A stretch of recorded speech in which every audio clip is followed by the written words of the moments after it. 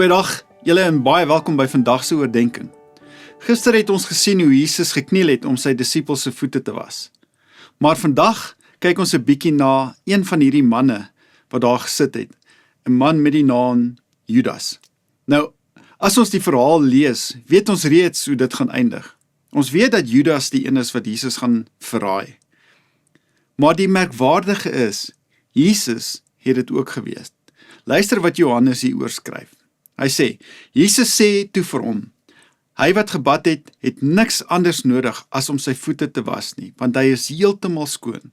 En julle is skoon, maar nie almal nie. Hy het immers geweet wie hom sou verraai. Daarom het hy gesê, julle is nie almal skoon nie. Terwyl Jesus die een na die ander se voete was, kom hy by Judas. Daardie hande wat die water oor Judas se voete laat vloei, is dieselfde hande wat binnekort aan die kruis vasgespijker sou word. Jesus kyk na 'n man wat hom binne enkele ure vir 30 silwerstukke sou verkoop.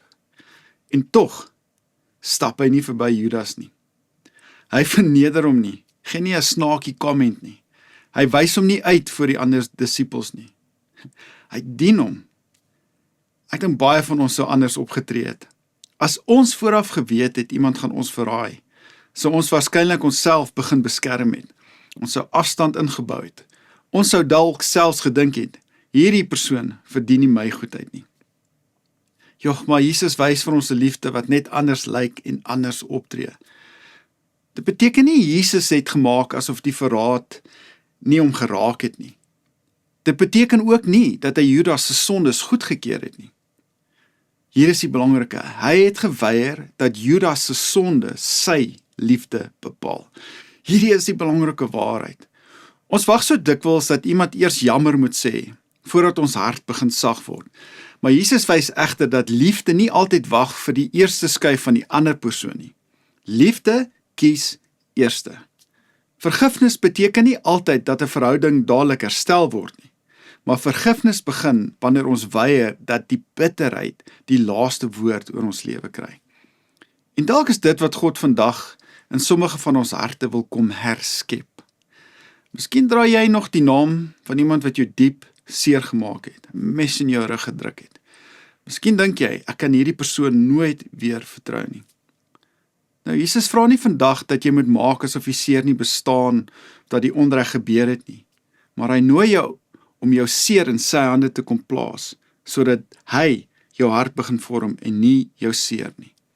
Onthou hierdie waarheid, wanneer bitterheid jou hart vorm, kry die seer en die woede die laaste woord.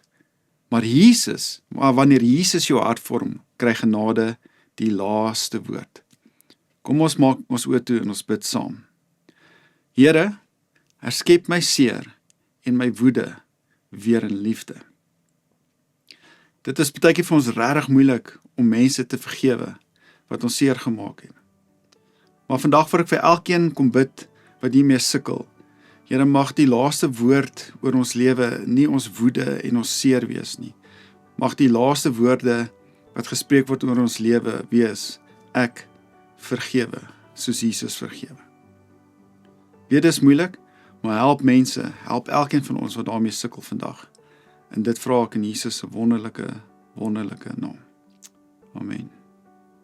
Nou julle, mag jy vandag die oorvloedige goedheid en blydskap van God ervaar, terwyl hy besig is om iets nuut in jou hart te herskep. Namens die hele beleefspan en my, Heinie Berner, wens ek vir julle 'n wonderlike dag